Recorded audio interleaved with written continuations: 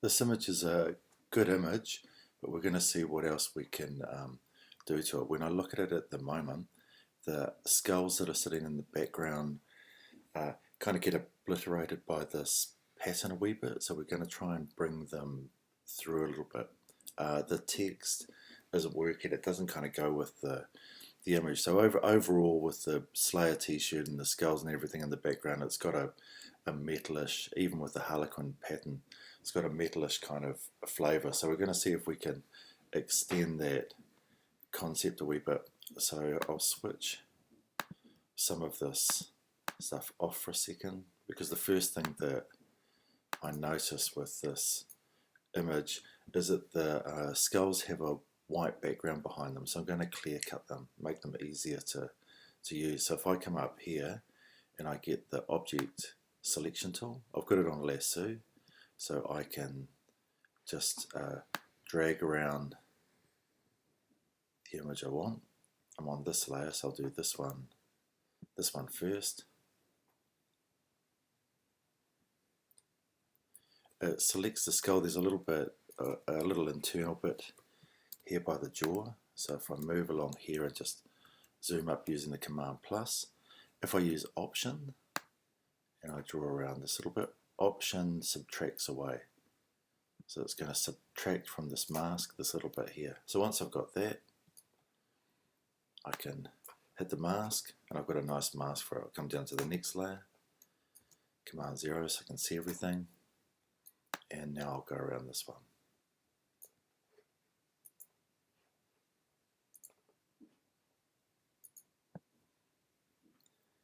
It selects it, and again, if I Command plus up, spacebar to get the hand tool and move it over,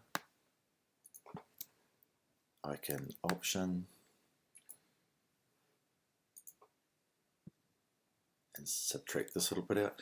You can see sometimes it picks up bits like this. Shift will add back to this bit here if I just draw around the selection. So the more you draw around it, the more the computer starts to work out what you're trying to isolate. This is with the Option key down, and I get these two bits. That's pretty good. I'll hit mask, and so Command 0, I have these two elements masked out now. Now I'm going to flick on this layer, and that's just so I can get the colour. So I will bring up the eyedropper tool, and I'll have this colour selected now. I'm just going to push this out so I can see the colour, so I need to click on the layer. Yeah, now I've got the colour with the eyedropper. So I'm going to come down to this harlequin pattern, and I'm going to go Option Shift to keep transparency, delete, fills with the foreground colour. And I'll try, before I use multiply, just going to see if I can get it looking good with the skull. So what I'm going to do is, it's over this one at the moment, is I'll double click, bring up the layer options, and I'm going to try and get the white of the image underneath, which is the skull, to show through. You can see what's happening here. Option key will let me split this, and it'll soften so it's not quite so pixelated. I'll go OK, like that. It happens to all the images underneath, but I'm just going to clip it so it happens just to this one. I'll duplicate that, and then I'll clip it to this one. It's the same thing, because it's got that same quality with the layer options. You can see the white starting to come through. I'm going to try changing it to multiply.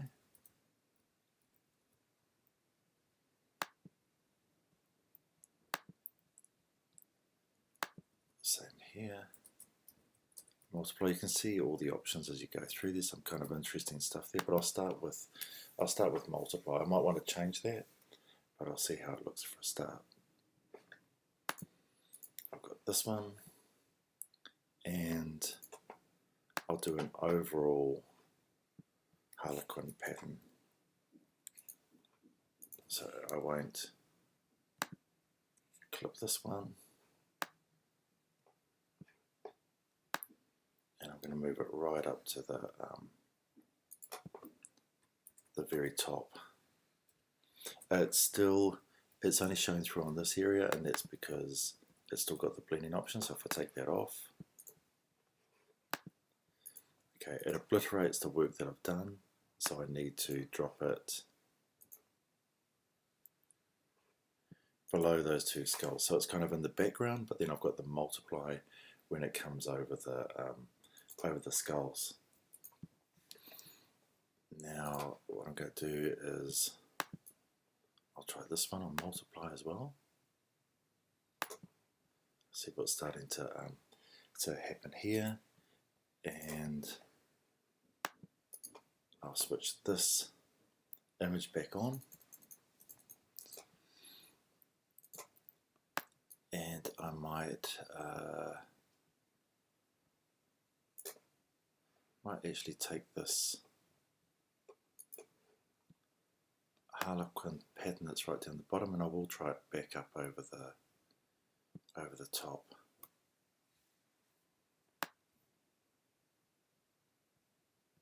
No, I'll move it back down below the skull, so I can still get this quality of it showing through. Now the bit that I quite liked is I quite like this image that sits here. So if I switch off the top layer, I quite like some of the dynamics that's happening here. So I'm going to get the red, and I'm going to change the color of it. Option, shift for transparency, delete. Again, because it's on multiply, I might make that color a little bit lighter and a little bluer rather than quite so purple.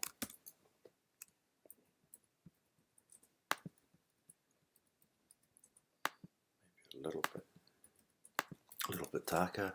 Option shift delete.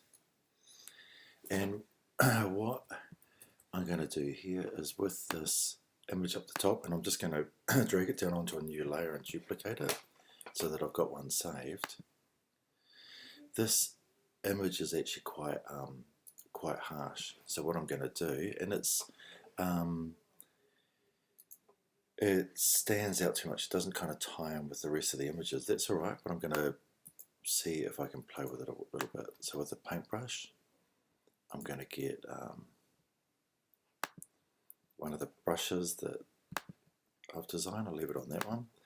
I'll check the settings, so shape dynamics, you can see it changing down here, the jitter, the angle, and then if I go to scattering, I'll change the scatter. What this is doing is it's making the dynamic of this brush more organic, so it changes as you paint with it. So I come in here and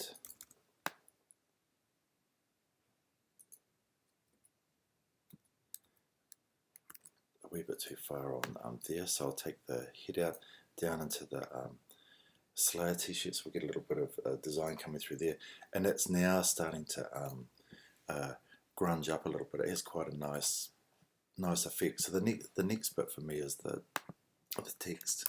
So I'm just going to delete. I need to switch it on to delete it. Command D, and I've actually got some text that I sorted out here before. So the first one I'm going to do is I'm going to get this. This is just off the website, the font. So if I come in here, I've gone in and looked for Gothic. There's one of them, and then the other text was around somewhere, but I'll jump back to Photoshop. Because I've copied that text, I can now paste it, Smart Object, and the text comes up here. So I'm going to do that. I'm actually going to choose with the eyedropper this color in the background, and what I'll do is I'll move it over, and I'm going to make or there is a blank layer underneath, so I'll use that, and I'm going to drag around this text, Option Delete, and I have it there. But the two of these, if I want to be able to see it, I'm going to Shift click on both of them, drag it right up to the very top so it sits above everything else. And you can see I was a little bit off with that colour, so I'm just going to pop it out a wee bit, Option Delete, and then I'm just going to come in here and delete some of it off. This wording is a little bit shorter at the top, so I'm really just boxing in that text. With the text up here, if I want to colour it, I need to go Layer, Rasterize the Smart Object, so it's just a graphic now. And now I can eyedropper, click on the red, Option Shift Delete, keeping the transparency, and kind of fill that colour in there. So I might grab the other text as well, saying the same thing. So this essentially is a whakatoki rather than the text you used, and it just says when man disappears, the land remains. So it's got a little bit of an aspect of mortality about it. So if I jump back to Illustrator where I had my text, I'll copy this one, back to Photoshop, I'll make a new layer up here and I'll paste it as a smart object, and this one just pulling on those corners, I'm going to stretch it right out. Hit return, and again to colour it and mess with it I need to go Layer, Rasterize, Rasterize the Smart Object.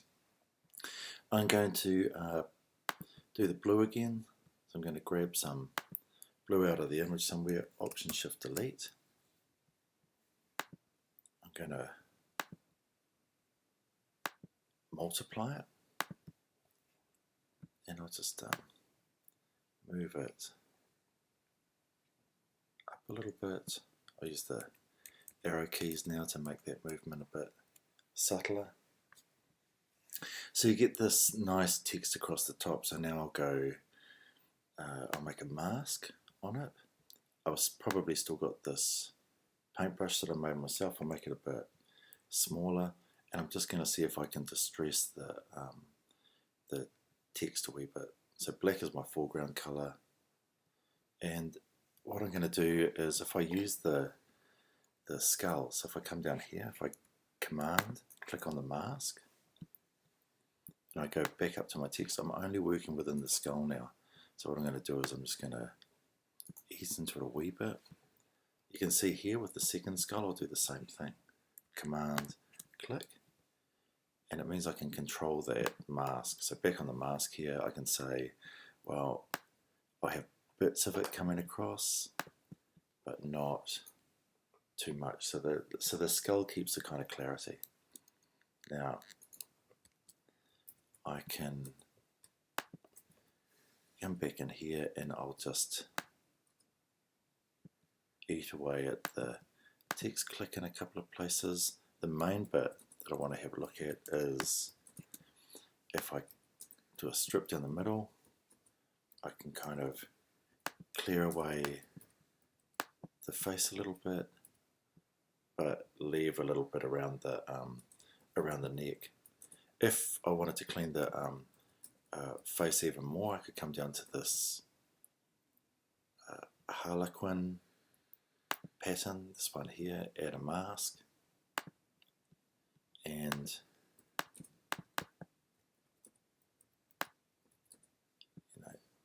eat away it like that. So you're starting to clean it up a wee bit. I'll take it back. Maybe that was back to what it was. Maybe I'll just clean around the mouth a little, but keep it up here on the forehead. So you start to get a more detailed image. If I duplicate this, and I'm just going to Command 0, pull it out to the side for a second. I can now come back to this one and I can go, okay, File, Revert.